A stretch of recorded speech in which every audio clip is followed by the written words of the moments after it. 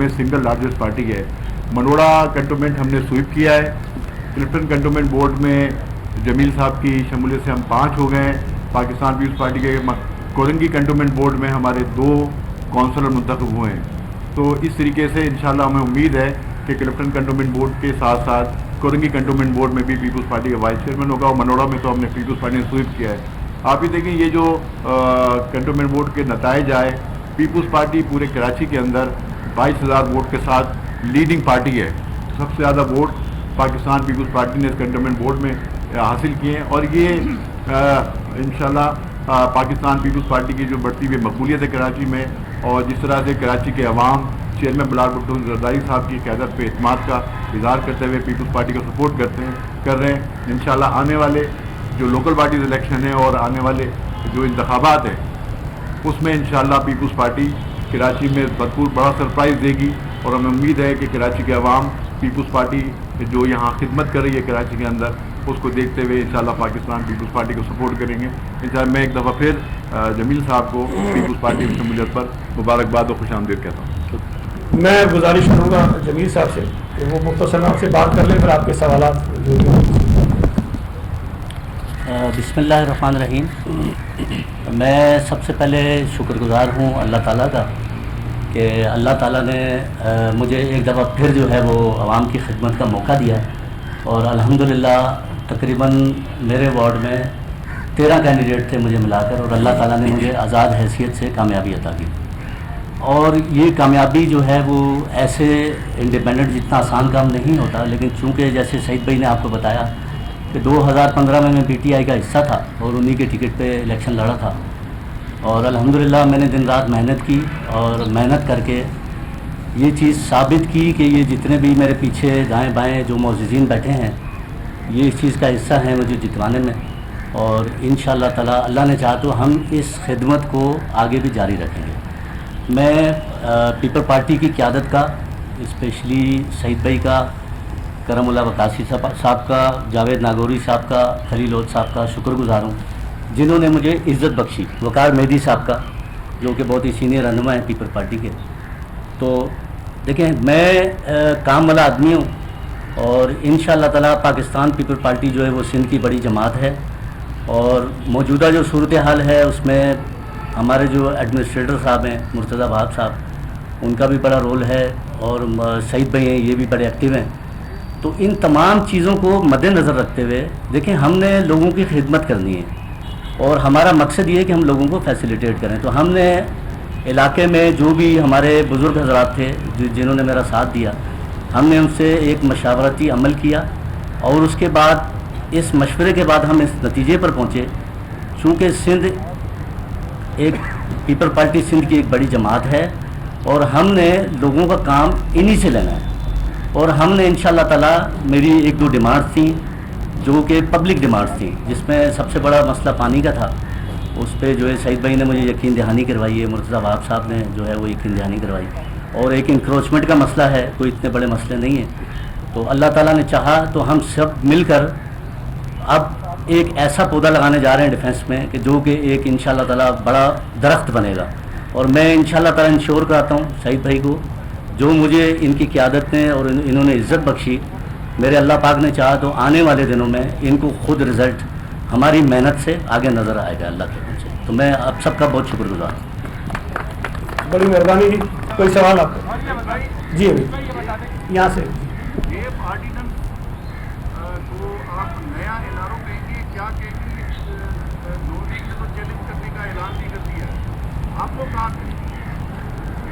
देखें, एक तो हम कई दफ़ा ये कह चुके हैं कि बेसिकली ये नेब नियाजी गठजोड़ है जो नेब है, और अपोजिशन के वो रहनुमा, वो लीडर्स जो इस हुकूमत की करप्शन पर, नालायकी पर, नाअहली पर, नाकामियों पर आवाज़ उठाते हैं, उनके ख़िलाफ़ नेब को इस्तेमाल किया जाता है। मुझे समझ नहीं आता कि जस्टिस जावेद इकबाल में वो कौन सी खूबी है जो इस 22 करोड़ आबादी पर मुश्तमिल मुल्क में कोई दूसरा आदमी नहीं कर सकता। कोई तो ऐसी सलाहियत है جس کی بنا پر انہیں کوئی اور آدمی مل نہیں رہا ہے. اور کوئی بھی قانون اگر آپ پرسن اسپیسیفک بناتے ہیں, کسی ایک آدمی کو سامنے رکھ کر بناتے ہیں, اس کے پیچھے بددیانتی ہے. میں تو یہ توقع کروں گا کہ جسٹس جاوید اقبال صاحب جو سپریم کورٹ کے جج رہے ہیں, جو مختلف عہدوں پر رہے ہیں, اور نیب میں رہ کر جتنی بدنامی انہوں نے کما لی ہے, وہ مزید اس بدنامی کو آگے نہیں بڑھائیں گے اور خود عزت کے ساتھ معذرت کر لیں گے کہ میں اس عہدے پر کنٹینیو نہیں کر سکتا ہوں. پی ٹی آئی کے گند میں اگر کوئی شخص اپنے آپ کو ڈبونا چاہتا ہے, ڈالنا چاہتا ہے, تو یہ اس کی اپنی مرضی ہے. لیکن جسٹس جاوید اقبال کو غیر قانونی طور پر توسیع دے کر, اور یہ میں کبھی سے بتا رہا ہوں, کوئی دوسرا نہیں آئے گا. یہ جو کہہ رہے ہیں نا کہ جب تک دوسرا آئے گا تب تک یہ رہے گا, دوسرا آئے گا ہی نہیں, جب تک چلاتے رہیں گے. یہ تو ایسی ایکسٹینشن ہے جس کی کوئی میعاد ہی نہیں ہے. آپ 10 سال کسی کو نہیں لائیں گے, 10 سال یہ رہیں گے. تو یہ ایک ڈرامہ ہے. باقی اس ڈرامے کی آڑ میں پی ٹی آئی نے اس ملک کے لوگوں کے جیبوں پر جو اربوں روپے کے ڈاکے مارے ہیں, اس کرپشن کو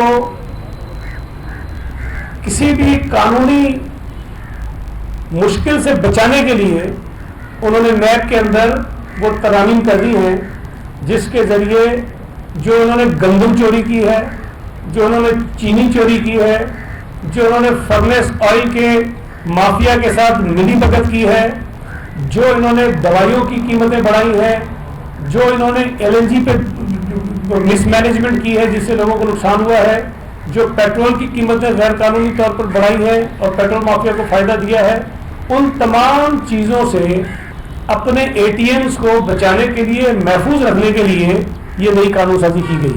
تو یہ این آر او نہیں ہے, یہ سپر این آر او ہے پی ٹی آئی کے اے ٹی ایمز کے لیے اور وزیر اعظم کے اے ٹی ایمز کے لیے. یہ کر لیں اس کے بعد آپ. جی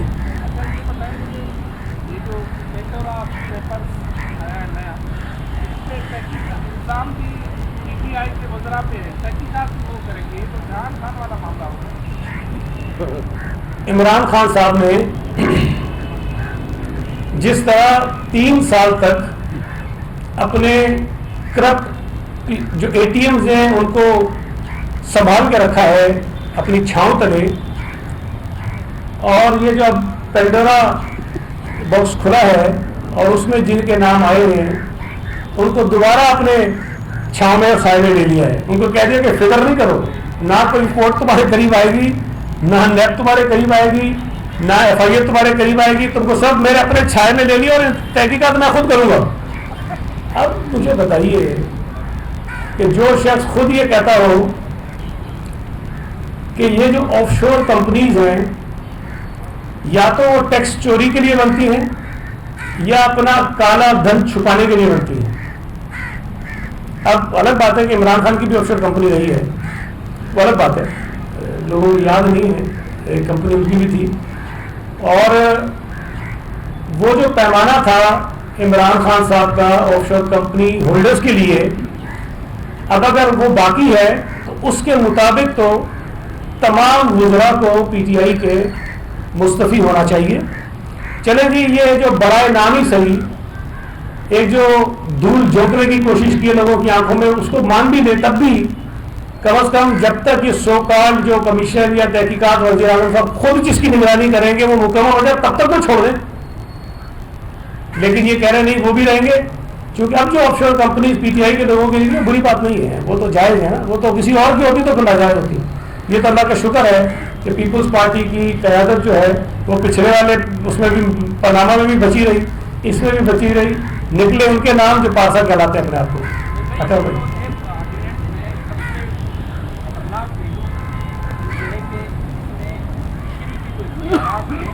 وہ خلق کیے جا رہے ہیں, وہ فکری جو احتساب عدالتوں کے جج سے تقرر ہو کرتے گئے, اب ان صدر کو یہ اختیار دیا گیا ہے. تو صدر ایک پارٹی کا ہوتا ہے, وہ واضح ہے کہ ایک صدر پارٹی کا ہے, وہ اگر احتساب کی عدالتوں کے جنہوں ججز کا تقرر کرے گا تو احتساب کہاں سے ہوگا. مطلب یہ یا تو آپ کو عدالت کے دروازے پر چلانی چاہیے یا تو عدالت کو خود نوٹس لینا چاہیے, کیونکہ اس کے اختیارات لیکن میں یہ جو آپ کہہ رہے ہیں نا کہ ایک بہت خطرناک، ایک نہیں یہ سارے کا سارے خطرناک ہے، اور یہ سارے جتنی چیزیں اس کے اندر ڈالی ہیں نا وہ آئی واش ہیں، تاکہ وہ جو جسٹس جاوید اقبال کو توسیع دے رہے ہیں اس سیٹ کے بحث کہیں اور چلی جائے. ورنہ اگر وہ صرف ایک چیز لاتے ہیں کہ جسٹس جاوید اقبال کو توسیع دے رہے ہیں جب تک دوسرا نہیں بنے گا تب تک یہ صاحب رہیں گے، تو پھر ظاہر کہ زیادہ شور ہوتا. تو اس کو کور اپ کرنے کے لیے انہوں نے کچھ چیزیں اور ڈال دی ہیں. موضوع بحث بن گئی نا بہت ساری چیزیں. آپ کہہ رہے ہیں کہ ججز کا مسئلہ ہے، کوئی کہہ رہا ہے کہ جی وہ NRO دے دیا، کوئی کہہ رہا ہے کہ کچھ ہو گیا، کوئی کہہ رہا ہے جی جو شاہ خاقان عباسی ان کو فائدہ ہو جائے گا، کوئی کہہ رہا ہے حسن اقبال کو فائدہ ہو جائے گا، کوئی کچھ کہہ رہا ہے. یہ ساری چیزیں ڈالی گئی ہیں جان بوجھ کر تاکہ موضوع بحث بہت ساری چیزیں ہوں. بنیادی طور پر جس بات پر اعتراض ہونا چاہیے، جو بات کی جانی چاہیے، وہ یہ ہے کہ کیا جو اصل نیب کا قانون تھا جس کے اندر یہ پابندی تھی کہ ایک مرتبہ جو شخص نیب کا چیئرمین بن جائے گا وہ دوبارہ نہیں بن سکتا. اس کی وجہ تھی، اس کے پیچھے منطق ہے. منطق یہ ہے کہ جو بھی نیب کا چیئرمین بنے وہ کسی حکومت کی اس لالچ میں نہ آ جائے کہ تمہیں دوبارہ بنا دیں گے، کیونکہ اسے پتا ہوگا میں دوبارہ نہیں بن سکتا تو وہ کام ٹھیک کرے گا. وہ الگ بات ہے کہ تھا ٹھیک نہیں کیا کام، لیکن بیسیکلی جو نان ایکسٹینڈیبل جو پیریڈ ہوتا ہے اس کی وجہ ہی ہوتی ہے. اب آپ نے اوپن کر دیا ہے، اس کا مطلب ہے کہ جو بھی آئے گا اور اگر خواہش مند ہوگا مجھے آگے بھی رہنا ہے تو پھر تو جو وہی کرے گا جو حکومت اس کو کہتی رہے گی. تو اصل خرابی یہ ہے. دوسری خرابی یہ ہے کہ وہ کہتے ہیں کہ لیڈر آف دی اپوزیشن میں بات نہیں کریں گے. بھائی یہ تمہاری خواہش کی بات نہیں ہے، تمہاری مرضی کی بات نہیں ہے. قانون میں لکھا ہوا ہے کہ تم نے بات کرنی ہے. یا تو قانون میں ہوتا ہے کہ لیڈر آف دی اپوزیشن پر اگر کیسز ہوں گے تو پھر ہم بات نہیں کریں گے، پھر تو سمجھ میں آتی ہے بات. لیکن ایسا نہیں لکھا ہوا ہے. کہتے ہیں جی کنفلکٹ آف انٹرسٹ ہے اس لیے کہ اس کے اوپر کیسز ہیں، پھر تو وزیر اعظم کو بھی اس سے آؤٹ ہونا چاہیے. اس لیے کہ وزیر اعظم کے خلاف جو ہیلی کاپٹر کا کیس تھا وہ اسی چیئرمین نے اپنے بند کیا ہے. وزیر اعظم کی پارٹی کی حکومتوں کے خلاف مالم جبا کا جو کیس تھا اس کو نہیں چلا رہے، پشاور کی BRT کا جو کیس ہے اس کو وہ نہیں چلا رہے، اور بہت سارے کیسز ہیں. شوگر کمیشن کی رپورٹ اس پہ نیب کیوں کارروائی نہیں کرتی ہے؟ ویٹ کی رپورٹ آئی اس پہ نیب کیوں کارروائی نہیں کرتی ہے؟ میں نے نہیں کہا تھا، چیئرمین نیب نے اپنے ایک انٹرویو میں کہا تھا کہ اگر ہم حکومت کے لوگوں کے اوپر لگنے والے الزامات یا ان کی جو کرپشن ہے اس کی فائلیں کھولیں گے تو یہ حکومت گر جائے گی. میں نے نہیں کہا تھا، یہ چیئرمین موجودہ چیئرمین نیب جو تاحیات چیئرمین نیب بن گئے ہیں انہوں نے کہا تھا. اب اگر وہ جو خود کہہ رہے تھے کہ کروں گا تو حکومت گر جائے گی، تو حکومت کو گرنے سے بچانے کے لیے عمران خان صاحب نے بہت کچھ کیا ہوگا. اس میں سے ایک شاید یہ وعدہ دیا کہ جب تک آپ زندہ ہیں تب تک آپ چیئرمین نیب رہیں گے. جی وقاص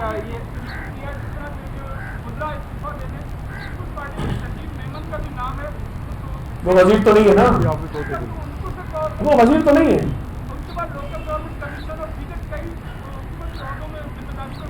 دیکھیں بات یہ ہے کہ شہید میمن وزیر نہیں ہے. جہاں تحقیقات ہوگی انہوں نے کہا میں اپنے آپ کو پیش کر لوں گا. اگر تو وہ وزیر ہوتے اور پھر میری یہ ڈیمانڈ ہوتی تو آپ کہتے ہیں پہلے ان کو ریزائن کرائیے پھر وہ کرے نا. تو میرا خیال ہے کہ شہید میمن میں شوکت ترین میں اور بہت سارے لوگوں میں تھوڑا سا فرق ہے. جی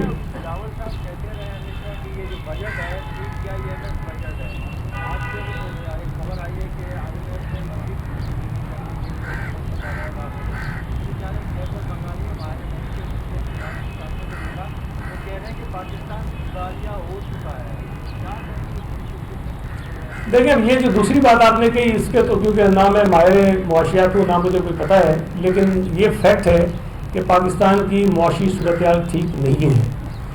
اگر آپ کا ڈالر 171-172 روپے پہ چلا جاتا ہے تو اس کا مطلب یہ ہے کہ آپ کی معیشت کے سسٹم میں کچھ نہ کچھ خرابیاں ہیں، آپ چیزوں کو مینیج نہیں کر پا رہے ہیں. دوسری جو بات آپ نے کہی کہ بجلی مہنگی کرنے کی بات ہے، تو میرے بھائی یہاں تو یہ کوئی نئی بات کرو نا، یہ تو اب روز کا روٹین میٹر ہے کہ بجلی کی قیمتیں بڑھنی ہیں، گیس کی قیمت بڑھنی ہے، پیٹرول کی قیمت بڑھنی ہے، چینی آٹا دوائیں لوگوں کی پہنچ سے دور ہو رہی ہیں، دالیں مہنگی ہو رہی ہیں. مطلب حد ہو گئی ہے نالائق حکومت کی. یہ کہتے ہیں یہ بمپر کراپس نہیں ہے.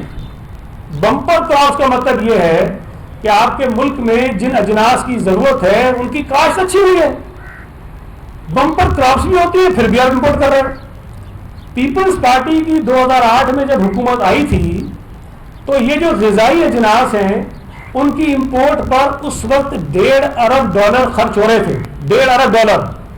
اور 2013 میں جب ہماری حکومت گئی ہے تو ہم اس کو पॉजिटिव करके गए थे। $50 करोड़ पाकिस्तान ग़ज़ाई अजनास एक्सपोर्ट करके कमा रहा था। हमारे दौर में जब हमने हुकूमत छोड़ी है तो इस पर कोई पैसे बाहर नहीं जा रहे थे। इसका मतलब ये था कि हमने अपने दौर में $2 अरब की एक्सपोर्ट्स बढ़ाई, हमने $1.5 अरब की जो डेफिसिट था वो खत्म किया और $50 करोड़ को हम ऊपर लेके चले गए।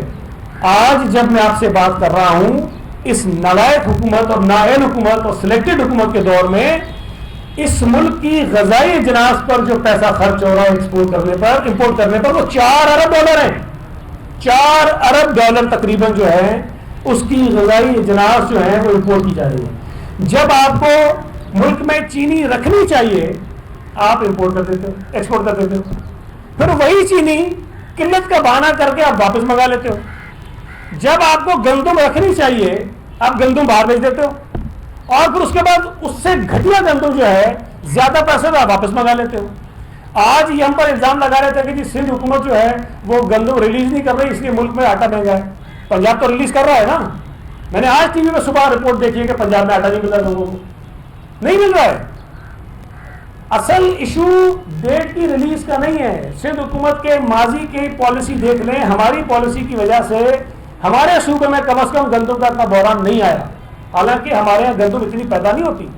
मुल्क की 70% से ज्यादा गंदम तो पंजाब पैदा करता है और उस पंजाब में जो अपनी जरूरत से ज्यादा गंदम पैदा करता है वहां अगर लोगों को गंदम ना मिले तो सिंध का कसूर है।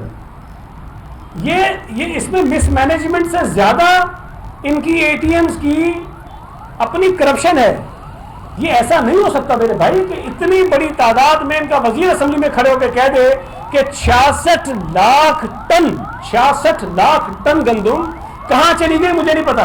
ये फेडरल मिनिस्टर कह रहा है। तो ये मैं समझता हूं कि इस मुल्क के लोगों पर जो अजाब है पीटीआई का हुकूमत का कि महंगाई इतनी हुई है कि पेट्रोल की कीमत पाकिस्तान की तारीख की हाईएस्ट पे है, डीजल की कीमत हाईएस्ट है, डॉलर की कीमत हाईएस्ट है, चीनी की कीमत हाईएस्ट है, गंदम की कीमत हाईएस्ट है। कौन सी ऐसी चीज है जो ये कह सकते हैं कि जी हमारे दौर में हम आए तो ये चीज सस्ती हो गई है। बाकी पता नहीं उन्होंने लोगों को बछड़े देने थे, अंडे देने थे, पता नहीं वो भंग की फसलें लगानी है, पता नहीं और क्या क्या कर रही है, वो तो पता नहीं किधर है। सही है।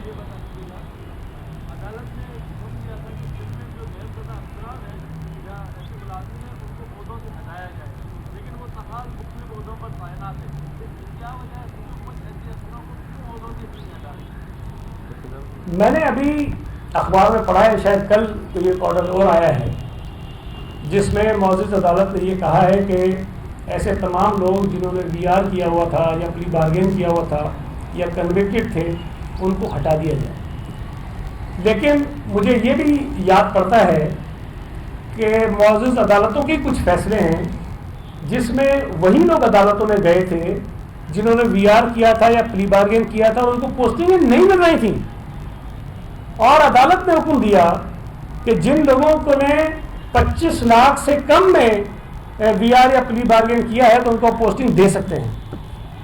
और फिर जो हमारे पास प्रपोजल्स बन के आते थे इस किस्म के लोगों के जो जिनको नैब ने पकड़ा था या जिन्होंने उसे प्ली बार्गेन की वीआर, उसको लिखा होता था कि कितने की इसने।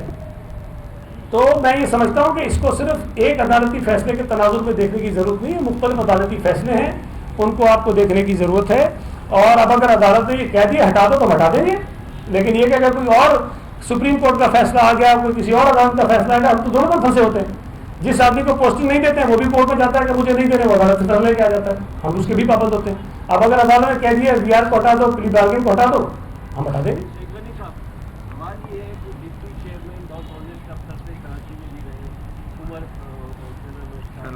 हुसैन साहब उन्होंने उनसे जबरी इस्तीफा लिया गया है, तो पीपल्स पार्टी की को क्यों नहीं हाईलाइट करती और तो ये नैब का जो ऑर्डिनेंस है इसको कोर्ट में क्यों नहीं किया जाता? बड़ी आवाज़ है। अभी तो ये ऑर्डिनेंस पता नहीं उसका मसवदा भी कोई फाइनल होकर सामने आया कि नहीं आया। मैं तो सुना पता नहीं बदलते रहे। जब ये रास्ते में था वज़ीर आज़म हाउस से निकला तो इसकी पोजीशन कोई और थी, फिर जब ये कहीं रास्ते में पहुंचा तो ये बदल गया, फिर आगे पहुंचा तो फिर बदल गया। हर आधे किलोमीटर पे इसका मसवदा चेंज हो रहा था और जब सदर पाकिस्तान के पास पहुंचा तो फिर ये चेंज हो गया, फिर ये वहाँ से जब निकला तो फिर चेंज हो गया। تو ابھی تو یہ جب فائنل ہو تو پھر یہ بیٹھ کے طے کرنا ہوگا، ظاہر ہے کہ پارٹی لیڈرشپ فیصلہ کرے گی کہ عدالت میں اس کو چیلنج کرنا ہے یا کسی اور طرح کا پروٹیسٹ اس پہ کرنا ہے. لیکن جو دوسری بات آپ نے کہی، دیکھیں یہ بھی انٹینشنلی کیا گیا، جان بوجھ کے، میرا ازمپشن ہے، میری ہو سکتا ہے کہ غلط ہو، کہ ان سے استعفیٰ زبردستی دیا گیا ہے. اس لیے کہ قانون میں یہ ہے اگر چیئرمین نیب کی پوسٹ خالی ہوگی تو ان کی جگہ ایکٹنگ چیئرمین نیب جو ہے وہ ہوگا جو ڈپٹی چیئرمین نیب ہوگا.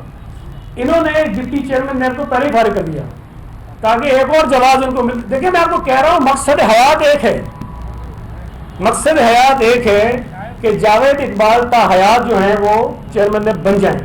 اس مقصد کو پانے کے لیے اس حکومت نے ہر گند کرنا ہے اور وہ کر رہے ہیں. زبردستی استعفے بھی لیے ہیں، ذلت بھی اٹھا رہے ہیں، سب کچھ کر رہے ہیں، لیکن مقصد حیات ہے نا، ہر آدمی کا مقصد حیات ہوتا ہے.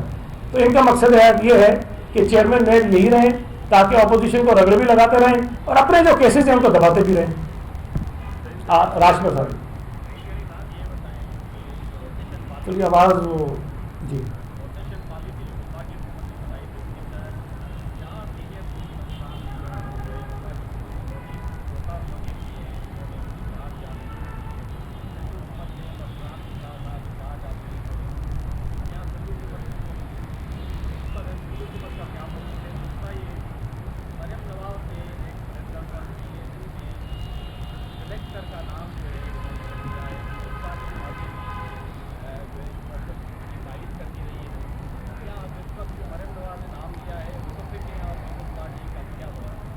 کیا سلیکٹر کا ہے انہوں نے؟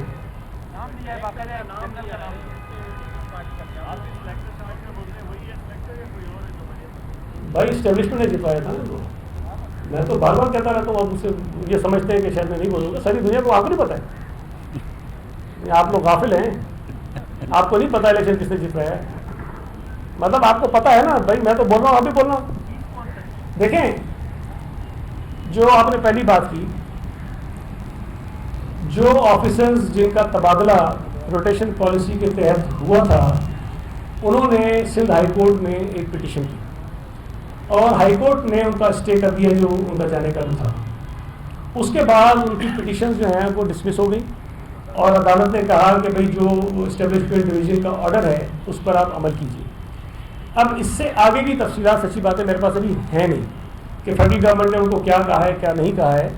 اصولی طور پر اگر فیڈرل گورنمنٹ کا ایک آرڈر آئے اور عدالت نے کہا کہ اس پہ چلے جائیں تو آرڈر ہے، اس کو ان کو ماننا چاہیے. لیکن سندھ حکومت کا جو موقف ہے وہ ایک الگ چیز ہوگی کہ کیا ہمارے پاس جتنے آفیسرز ہونے چاہیے کسی بھی گریڈ کے، کیونکہ ہمارے پاس تو پوزیشنز ہیں نا کہ اتنے 20 گریڈ کی پوزیشن ہوگی، اتنی 19 کی ہوں گی، اتنی 21 کی ہوگی، اتنی 18 کی ہوگی اور اتنے آفیسرز ہمیں دیے جائیں گے. اگر تو ہمارے پاس ضرورت 20 گریڈ کے آفیسروں کی 10 کی ہے مثال کے طور پر، اور ہمارے پاس آفیسر ہیں ہی 10 نہیں، 3 ہیں، 4 ہیں، 5 ہیں، تو پھر ظاہر ہے کہ ہمارے لیے تو ایشو ہے کہ ہم انہیں چھوڑیں یا نہ چھوڑیں. ہمیں بھی تو نظام چلانا ہے کہ نہیں چلانا ہے. تو یہ ایک کمپلیکیٹڈ ایشو بنا دیا گیا ہے. میں یہ سمجھتا ہوں کہ فیڈرل گورنمنٹ صرف سندھ حکومت کو تنگ کرنے اور ناکام کرنے کے لیے اس قسم کے ہتھکڑے کرتی ہے. اگر تو نیک نیتی سی ہو تو پھر حکومت کو، صوبائی حکومت کو اعتماد میں لے کر ایسے فیصلے کیے جائیں. پنجاب میں جتنے آئی جیز بدل گئے، جتنے چیف سیکرٹریز بدل گئے، جتنے سیکرٹریز بدل گئے، کے پی کے جتنے بدل گئے، آپ کو پتہ بھی نہیں چلتا. آپ مطلب ایک کمرے میں جاتے ہیں، وہاں سے منہ دھو کے نکلتے ہیں تو پتہ چلتا ہے کہ آج پنجاب چینج ہو گیا اور کوئی شور نہیں ہے. لیکن صوبہ سندھ میں اگر ہم کوئی ایسی بات کریں تو طوفان برپا ہو جاتا ہے. باقی یہ جو سلیکٹر والی بات ہے، یہ تو نام ہی چیئرمین صاحب نے دیا ہوا ہے کہ سلیکٹڈ ہیں، تو میں نہیں سمجھتا کہ اس میں کوئی آپ کو زیادہ پریشان ہونا چاہیے. صرف بات یہ ہے کہ ہمیں سب کو پتہ ہے کہ الیکشن پی ٹی آئی کو کس نے جتوایا تھا، اور میں سمجھتا ہوں کہ جو جتوانے والے وہ بڑے تنگ آ گئے. تھینک یو جی. ایک منٹ، وہ ہیرو ہمارے. سوال یہ ہے کہ پیٹرولہ اور آرڈیننس یہ عام آدمی کا مسئلہ تو نہیں، عام آدمی کا مسئلہ ہے پیٹرول پہ 27% ہو گیا اور آٹا، چینی، دالیں اور قیمتیں ہیں $1 1.72. اس پہ یہ نا اپوزیشن اس طرح سے بات نہیں کرتی جس طرح سے آرڈیننس پہ پریس کانفرنس کرتی ہے یا پیٹرولہ پہ کرتی ہے. آپ بار بار حکومت کو جو نہ ہے کہتے ہیں، اپوزیشن نہ ہے نہیں، آپ کی نظر میں جو عوام کے مسئلوں کو اس طرح سے کری نہ کیسے ہوتے ہیں عوام؟ آپ جو ہے نا لیٹ آئے بہت، میں نے دیکھا ابھی آئے. یہ ساری باتیں میں کر چکا ہوں. پیٹرول کی بھی کی ہے, ڈیزل کی بھی کی ہے, دوائیوں کی بھی کی ہے, گندم کی بھی کی ہے, چینی کی بھی کی ہے, ڈالر کی بھی کی ہے. اور بھائی میں بھی وفاقی حکومت کی تو اپوزیشن جماعت کا حصہ ہوں نا. جو قومی اسمبلی اور سینٹ میں ہو رہا ہے, بدقسمتی سے پی ٹی وی اس کی دکھاتا نہیں ہے کوریج. آپ کے کیمرے اندر ہوتے نہیں ہیں, جو موبائل فون کے ذریعے ریکارڈنگ آتی ہے وہی آپ کو ملتی ہے کہ اندر ہی ہو رہا ہے. میں یہ سمجھتا ہوں کہ اپوزیشن کی جماعتیں, خاص طور پہ پاکستان پیپلز پارٹی, ہماری لیڈرشپ عوامی ایشوز پر بہت آواز اٹھا رہی ہے. لیکن یہ جو آپ کا کہنا ہے نا کہ یہ آرڈیننس عوام کا ایشو نہیں ہے, یہ عوام کے ایشوز ہیں. اس لیے کہ اس حکومت کے اس قسم کے فیصلوں سے جو اثرات اس ملک پر, اس ملک کی معیشت پر, اس ملک کی سیاست پر پڑتے ہیں, الٹیمیٹلی اس کا امپیکٹ جو ہے وہ عام لوگوں کی زندگی پر آتا ہے. تھینک یو جی. ایک سوال کرتا ہوں. ابھی دوسرا سوال. دو دن پہلے خبر یار ہاں یار کیا ہو رہا ہے؟ 2 دن پہلے خبر چل رہی تھی کہ آئی ٹی اور سی ایم کے درمیان کچھ ڈسپیوٹ ہوا ہے افسران کے پرموشن سے. آپ کی ہے غلط خبر. Thank you.